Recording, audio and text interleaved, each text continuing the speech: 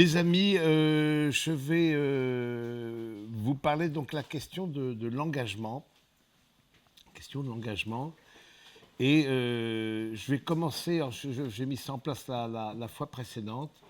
Je vais commencer par un rappel de ce qui est la théorie de l'attachement. Alors je ne sais pas, je ne pense pas que vous soyez familier de cette théorie de l'attachement.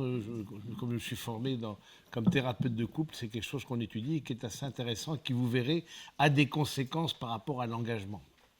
Qu'est-ce que c'est que la théorie de l'attachement c'était mis en place par des chercheurs, c'est le lien entre la mère et l'enfant. Et ce chercheur a postulé que la présence d'un système de contrôle du comportement de l'enfant ayant pour but de le protéger du danger, favorisant le maintien avec la personne d'attachement. C'est-à-dire que, par exemple, l'enfant va rechercher le contact avec sa mère pour pouvoir être sécurisé. La personne qui prend soin de lui. C'est ce qu'on appelle une figure d'attachement. Ça peut être la mère, ça peut être la grand-mère, ça peut être le père, le grand-père. Voilà. Une personne qui l'identifie, et cette personne qui l'identifie, il va la désigner comme la personne avec qui il doit être en relation. Et donc l'enfant se sent protégé, en sécurité, quand il n'a pas besoin de faire appel. C'est-à-dire que le système d'attachement est inactif. C'est-à-dire qu'il n'est pas dans une demande de réassurance. Parce qu'il voit bien que de l'autre côté, la figure d'attachement, la personne qui est en face, voilà, elle répond aux interactions, elle est présente. Quand il est sans danger, quand il pleure, elle est là, etc. etc. Donc, système inactif. Il n'a pas besoin de réassurance. Et parce que les figures d'attachement sont disponibles, rassurantes, hein, l'enfant développera une sécurité. Au fond, c'est une sécurité dans l'amour. Et quel est le but de toute éducation? C'est la sécurité dans l'amour. C'est l'unique but. C'est être sécurisé dans l'amour. Mais bon, on voit bien que la réalité parfois est différente.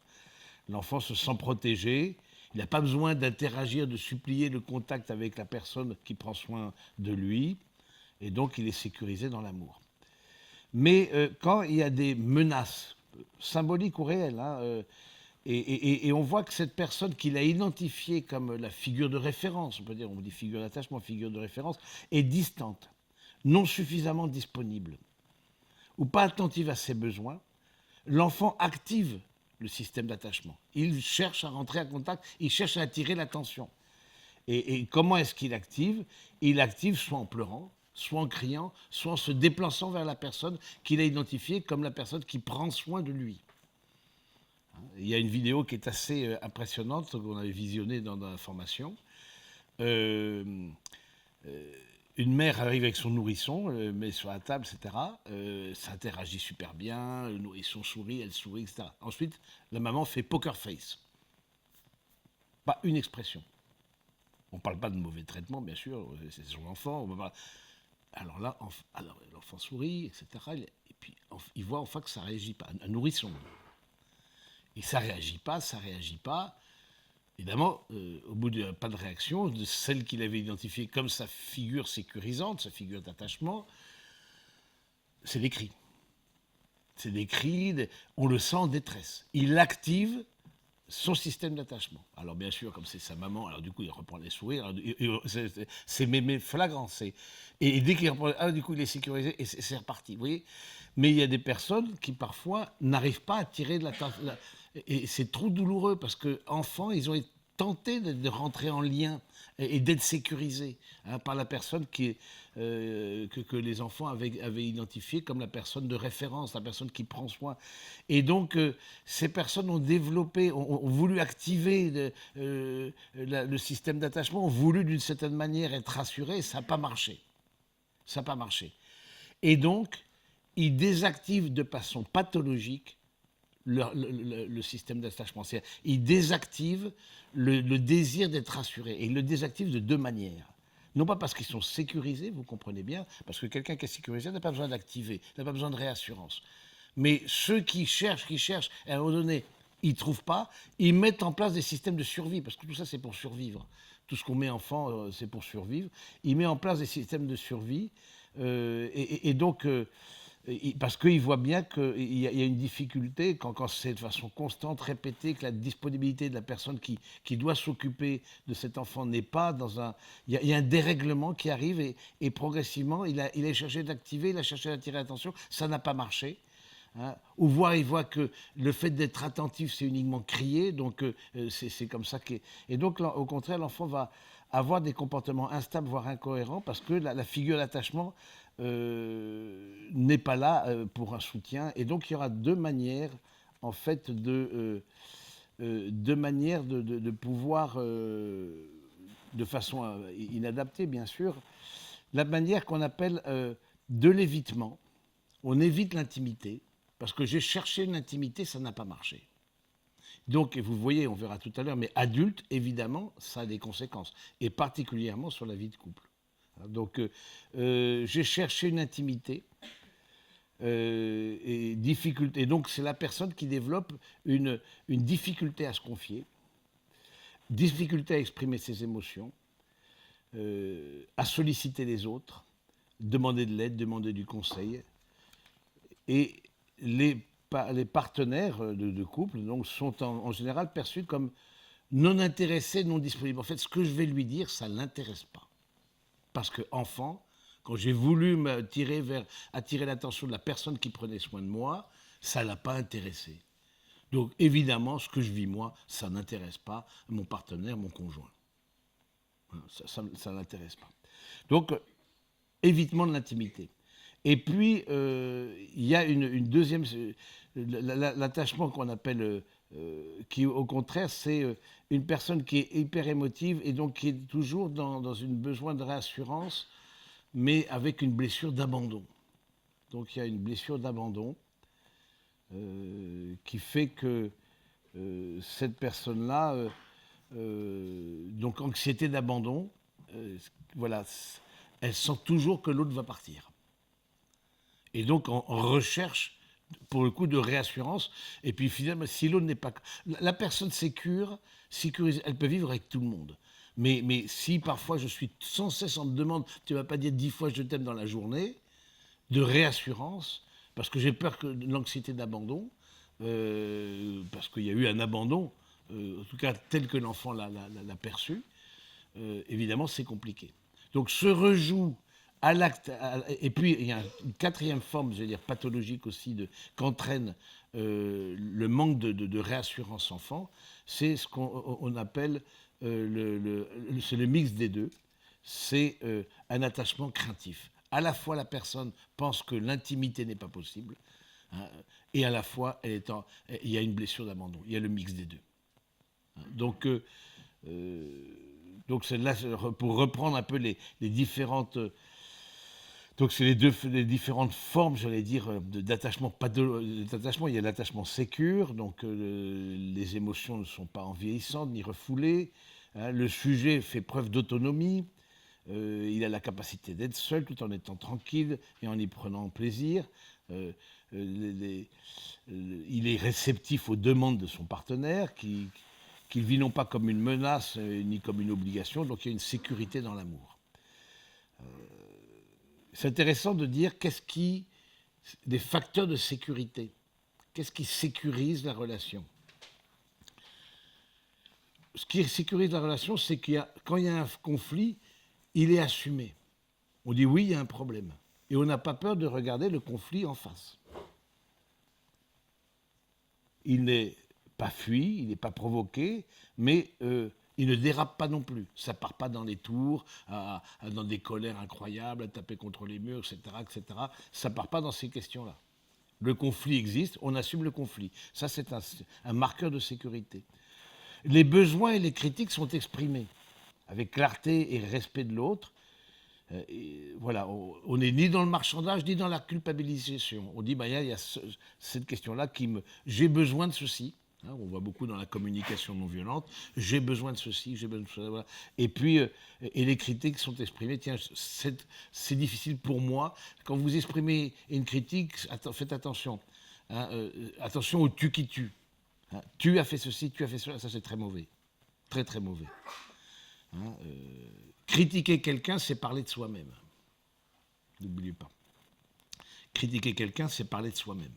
Et donc, on constate qu'on exprime cette chose-là me coûte. C'est un problème, c'est une difficulté pour moi. Le fait que tu n'exprimes pas ce que tu ressens. Parce que tu as estimé que ton intimité n'intéressait personne, parce que tu reproduis ce schéma-là en couple que tu avais vécu avec le parent d'attachement, le parent sécurisant, qui aurait dû être sécurisant. Ou alors tu es toujours dans une anxiété d'abandon, que je parte, etc. Donc tu te suradaptes, etc. Donc, quand on voit je te suradapte à mes désirs, c'était tout. Je sens que je te demandais d'aller sur la Lune, tu irais sur la Lune. Pourvu que, évidemment, la personne qui est en blessure d'abandon, qui est une des 5 grandes blessures, provoque l'abandon. Parce qu'il n'y a rien de plus exaspérant qu'on vous demande 10 fois par 2 de dire je t'aime, parce que ça n'a pas de sens. Je veux dire, si vous êtes là avec l'autre, c'est qu'il n'y a pas besoin de redire 10 fois les mêmes choses. Donc, je trouve que c'est intéressant de travailler là-dessus, d'être. Cette question de blessure, d'abandon. Donc, et puis, donc, besoin de critique, les besoins et les critiques sont exprimés, comme qu'est-ce qui me coûte, de quoi j'ai besoin. Et puis l'absence de l'autre ne déclenche pas d'angoisse. Je peux vivre seul. Je ne me sens pas abandonné parce que l'autre, pourquoi, pour un voyage professionnel, pour un séjour en famille, X raisons, n'est pas à mes côtés. Je n'ai pas besoin, comme l'enfant avec sa mère, bon, bien sûr que l'enfant avec sa mère, il a besoin de cette proximité physique aussi, mais bon, si ce n'est pas le cas, normalement, quand on grandit, on est capable de vivre seul. Donc, chacun a ses intérêts, ses relations, ses moments pour soi, et on retire du plaisir, et puis le partage ensuite de retour à la maison avec l'autre. Donc, et puis un autre marqueur de sécurité, c'est la jalousie est raisonnable et raisonnée. Oui, au petit aiguillon qui titille le désir, à la méfiance objectivement légitime, validée par un tiers de confiance, mais gare à la jalousie envahissante, obsessionnelle et menaçante. Ça, c'est typique de la personne qui a un attachement insécure et anxieux, préoccupé. La personne qui est dans une blessure d'abandon, elle pense que, bah oui, ou tu dis, tiens, cette personne-là, elle est vraiment super, et l'autre le voit comme une critique de sa propre personnalité. Non, je peux dire une parole positive sur quelqu'un que je rencontre, sans pour autant que tu te justifies. Mais moi aussi, je fais pareil. Oui, parce que ça, c'est très pénible. Vous voyez, donc c'est intéressant. Donc, je répète les formes d'attachement. Donc, il y a l'attachement sécure, l'attachement insécure, évitant, on évite l'intimité, l'attachement insécure, anxieux, la jalousie ronge, l'inquiétude domine, le sujet est hyper émotif, centré sur ses problèmes ou sur ses craintes, angoisse de solitude, de l'abandon, dépendance affective et ou sexuelle. Et puis l'attachement craintif, c'est le mix des deux. C'est à la fois l'évitement et à la fois la blessure d'abandon. Le sujet est solitaire par méfiance, par crainte de l'intimité, mais il a besoin d'être rassuré et il est extrêmement vulnérable au rejet et a du mal à s'affirmer. Je crois que c'est... En tout cas, c'est intéressant cette question-là, parce que de voir comment, à l'âge adulte, évidemment, ce qu'on a vécu comme blessure d'attachement, et là, encore une fois, il ne s'agit pas de juger ses parents ou de juger les personnes qui ont pris soin de nous. On sait très bien que il y a des traumas qui sont volontaires ou involontaires à cause des circonstances de la vie, à cause de manque de savoir-faire, mais en tout cas, c'est bien d'en prendre conscience. Et je crois que si vous sentez que ça devient envahissant, ce trouble de l'attachement, et que vous êtes soit dans un refus de l'intimité parce que vous ne pensez pas que ça intéresse l'autre, soit dans une quête de réassurance parce que vous avez peur que l'autre parte, soit le mix des deux, qui font les 3 formes d'attachement qui sont pathologiques, là, faites-vous aider. Si vous sentez que c'est vraiment envahissant, que, en fait, vous enchaînez les couples, et à chaque fois, c'est un disque rayé, quoi. En fait, c'est les mêmes occasions de départ. C'est les mêmes causes ont les mêmes effets, évidemment. Et donc là, faites-vous accompagner. Là, vous ne résoudrez pas ça seul, ça c'est évident. Et alors, la question de la thérapie, c'est un peu partagé, mais moi, j'estime que... parce qu'une thérapie, c'est quelque chose sur le long terme, et dont on ne connaît pas, par définition, les le terme. On ne connaît pas les conséquences. Quand est-ce qu'on... Il ne suffit pas d'appuyer sur un bouton pour ce qui est de l'humain, hein, pour pouvoir guérir de blessures d'attachement ou de X blessures de rejet, etc., de trahison, bref, des grandes blessures de la vie. Il faut... Ça... Et du coup, moi, je suis plutôt partant, mais on peut tout à fait penser autrement, mais de redonner sa liberté à l'autre. Et de faire ce travail de thérapie personnellement, sans avoir la pression du couple. Oui, me semble-t-il, parce que sinon, comme on est dans un terme assez long hein, dans tout ce qui est thérapie et donc tout ce qui touche à la psychologie humaine, on est dans un temps assez long. Et donc, en tout cas, on peut en sortir. On peut en sortir. Alors bien sûr qu'on restera, on est tous plus ou moins blessés, voilà, parce que les conséquences en nous du péché originel et dans nos parents fait que, voilà, être sécurisé dans l'amour, c'est pas forcément le cas de tout le monde, et c'est le cas de peu de personnes, somme toute, hein, et bien souvent il y a eu des blessures, mais c'est intéressant de voir que se rejoue à l'intérieur du couple cette relation de l'enfant avec la personne la personne de la mère bien souvent, hein, mais pas que, qui aurait dû prendre soin de lui et qui n'a pas été au rendez-vous pour X raisons.